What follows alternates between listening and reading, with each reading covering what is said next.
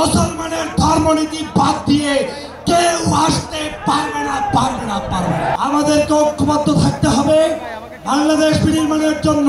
তোমরা যারা সিংহের গর্জন শুনেছ, তোমরা যারা বাঘের হুঙ্কার শুনেছ, তোমরা এখন পর্যন্ত চরমনাই পীর সাহেবের হুঙ্কার দেখতে পারো না।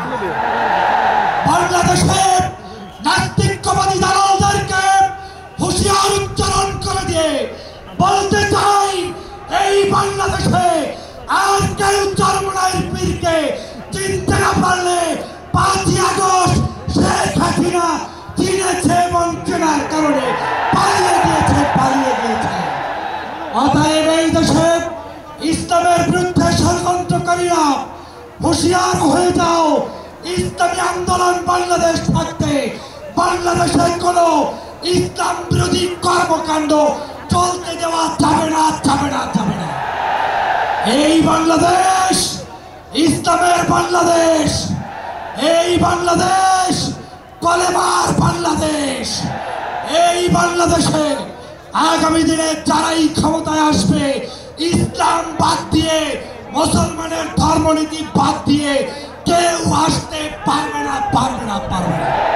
সমাবেত জনতা, আপনাদেরকে স্পষ্ট বলতে চাই, গত 16 বছর পর্যন্ত আওয়ামী লীগ জুলুম করেছে, অত্যাচার করেছে, নির্যাতন করেছে।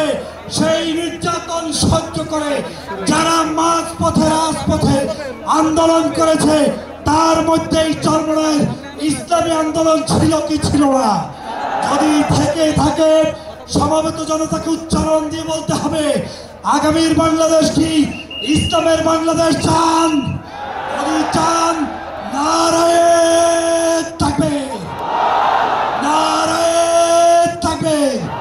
আমি সর্বশেষ একটি কথা বলতে চাই, আমাদেরকে ঐক্যবদ্ধ থাকতে হবে বাংলাদেশ বিনির্মাণের জন্য।